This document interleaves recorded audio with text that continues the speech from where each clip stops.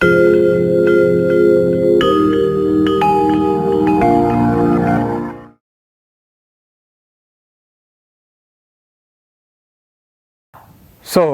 again we are here.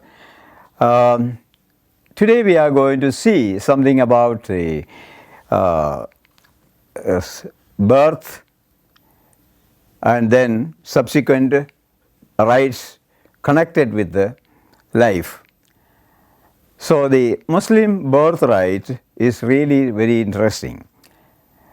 As soon as a baby is born, the baby will be taken to the father or an elderly person, and that person will utter the words in the ear of the newborn baby, "Come to prayers, Allahu Akbar."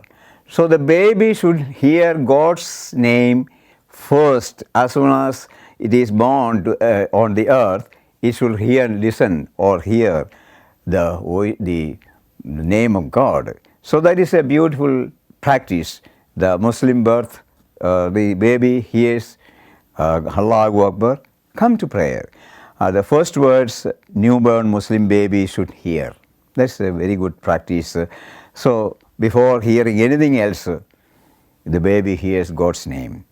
And they are whispered into the right ear of the child by his or her father. And if father is absent, some other elderly person can do that. Then on the seventh day, the next thing to be done is a naming ceremony. So the baby has to be given a name on the seventh day. Usually the names given to boys are either the attributes of God. There are 99 beautiful names of God. Allah has got 99 attributes. Usually they take one of those attributes as the name of a baby, male child. And if it's a female child, maybe the name of the wives of the prophets or any of the other prophetess or some other person like that. So that is the kind of practice that we see among the naming day. Then the next ritual is circumcision. In Arabic it is called Khitan, Khitan, Khitan, or in Hindi Khatna or Urdu Khatna. It is carried out as a recommended practice of Islamic culture by Muslims. Male circumcision is widespread in the Muslim world as a token of the covenant of Abraham with God. So it is a token, symbol of a covenant of Abraham with God, the circumcision. That is why even among the Jews had circumcision. Christians also in the beginning had, but later on it was discontinued. And nowadays it is said that irrespective of religion, circumcision is practiced for hygienic purposes. Not for the not because of any religious significance, but of a hygiene, whatever. But in some countries, circumcision is practiced even among women. That is rare. Especially in the present day world, it is very much rare among Muslims. So that also was existing or still exists, at least in some places, some countries. So that is all about circumcision. Then there is another one which we are all familiar with, nikah, that is wedding ceremony. Nikah, that is Muslim wedding ceremony. It is not a sacrament at all, but it is a contract. And in the Muslim wedding, after fixing the marriage, of course there should be sufficient inquiry regarding the boy and the girl from both the families. They will be making all possible inquiries about the character, about the background of the groom as well as the bride. And then they will fix the marriage and also fix the mahr, the so-called dowry, the bride money. That is not, it is the money the boy has to give to the girl. And even after marriage, suppose a divorce takes place, that money belongs to her. She doesn't have to, he has no right on that money. Even if a divorce takes place, the mahar which he has given to the girl belongs to her. It is her money. So this is a kind of exchange of vows in the presence of the witnesses. The witnesses is very important. And that is the way the nikah is performed. Then there is another very controversial thing regarding the divorce. Divorce is a talaq. It is being discussed and debated time and again, even in so many parts of the world, in different countries, in the courts, the Supreme Court, even in for our uniform civil code. This is also something very significant, and there were pros and cons. So triple talaq, or saying talaq means I divorce you. So in Arabic, talaq, T-A-L-A-Q, talaq means I divorce you.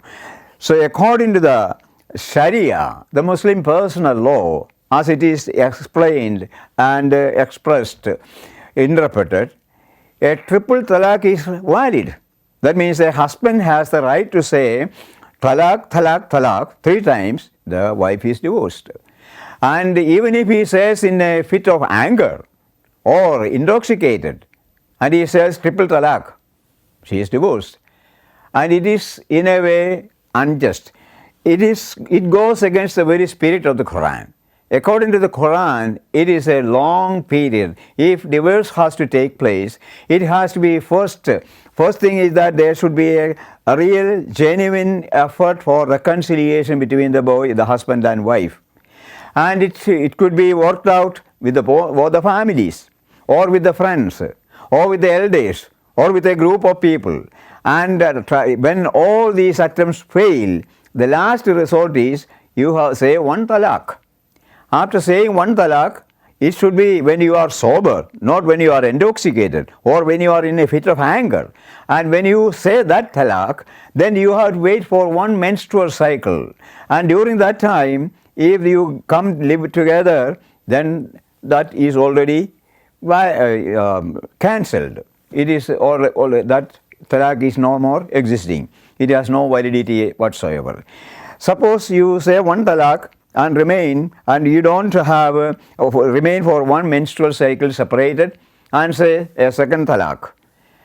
Again, you continue like that, another menstrual cycle, and you don't live together, you don't come together, you don't have a reconciliation, you don't have a second thought, you continue like that, then you say the third talaq, and that is the final, and the divorce. That is the Quranic way of talaq. Whereas the Sharia, according to the Sharia, there are several law schools in Islam, personal law, and according to those, some of the schools, they even consider triple talaq as valid. So they take according to the letter of the law and some not according to the spirit of the law. The spirit of the law is not at all triple talaq. The spirit of law doesn't approve this triple talaq at all, but it is being practiced and sanctioned. So this is being debated all over the world. I think it is high time to put an end to this kind of a so-called inhuman way of divorcing a wife. Okay, then we come to death and burial. Burial takes place as quickly as possible after death. No wake, no viewing, no visitation. Immediately after death, the body is washed and covered with a sheet by family members. The hands are placed as if in prayer. When someone dies, Muslims say, "Verily we belong to Allah, and verily to Him do we return." Chapter 2, verses 156. So that is the word we say when somebody dies. And then usually the burial takes place as soon as possible. Why as soon as possible? There are 2 reasons. One thing is, if the burial takes place soon after that, the time between reaching God, going to heaven, is minimized.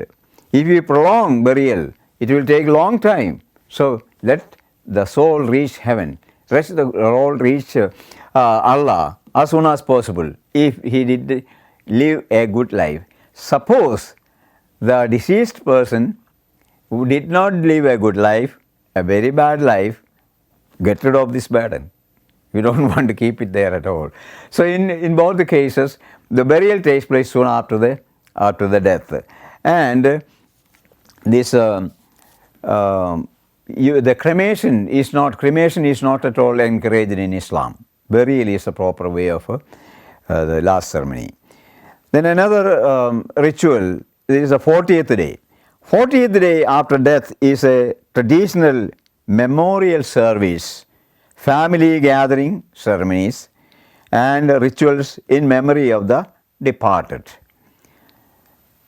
So these are some of the rituals that we see among Muslims. We don't go to them in detail, but these are the sum and substance of it. Then just one word about Sharia, Islamic personal law, Muslim personal law. In many countries in the world, when Islam becomes the ruling party, then the Sharia will be the law of the land in all the Muslim countries. For example, in Pakistan, Sharia court. In Bangladesh, Sharia. In India, it is not Sharia. So there is a kind of a debate going on whether Sharia should be given a kind of predominance or so-called undue importance according to the Indian constitution. So that is being debated. Well, the Sharia, according to the Muslims, it is a personal law. And the Sharia law acts as a code for living that all Muslims should adhere to. Every Muslim has to follow the Sharia. So Sharia is the practical application of the day-to-day life. A Muslim how to live every day in every detail, it is given in the Sharia. From morning till night, everything in details, that is Sharia. So Sharia, it aims to help Muslims understand here they should lead every aspect of their lives according to God's wish. So Sharia is formed. What are the sources of Sharia? The number one source of Sharia is Quran, that is the revelation, Allah's word. And the second is Sunnah, including Hadith. Hadith means the sayings of the Prophet. Sunnah means the tradition of the Muslims, or the Prophet and the early Muslims. So the second source is Sunnah, and the third source is Ijma. Ijma, I-J-M-A, Ijma. That means general consensus of the scholars. When there is a dispute regarding a matter, then all the scholars, Muslims all over the world come together and come to a kind of consensus. It becomes law. Then the fourth source is Qiyas, Q-I-Y-A-S, Qiyas. That is analogy. Analogy means if this is so, and from that you derive in a particular circumstance a result. You are deriving it from, inferring from one thing. That is called a Qiyas, analogy. So these are the four sources of the Sharia: Quran, Sunnah, Ijma, and Qiyas. Or Quran, the word of God; Sunnah, the tradition of the Muslims; then general consensus; then analogy.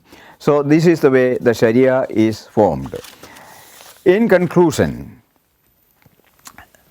all what we have seen these days or during these sessions is how the second largest world religion has influenced the world in different fields, in different ways, socially, intellectually, philosophically, theologically, and in all other the areas.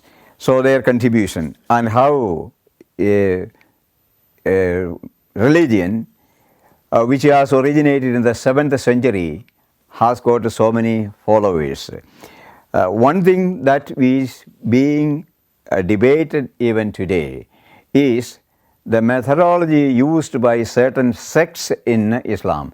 As I have just mentioned before, Islam is a religion of peace and harmony. In order to live, in order to establish peace and harmony, one needs universal brotherhood, and one should not discriminate anybody based on religion, based on faith, based on caste, or any of these discriminations. So, no way a religion should become intolerant. No way there should be aggression based on religion. In the name of God, no aggression. And no God wants aggression, no God wants killing, no God wants the murder of human beings, none of those. So, such things, if it is being practiced in any religion by terrorists or fanatics, that is anti-religion. That should be wiped away from the face of the world. So, the comparison and contrast will always benefit us. How to improve the life of humanity today. Religion should not become a barrier. It should not become the opium of the people. It should become a kind of stepping stone for universal brotherhood. And any religion which is a hindrance to universal brotherhood is anti-religion. It is a policy that God never tolerates or never wants.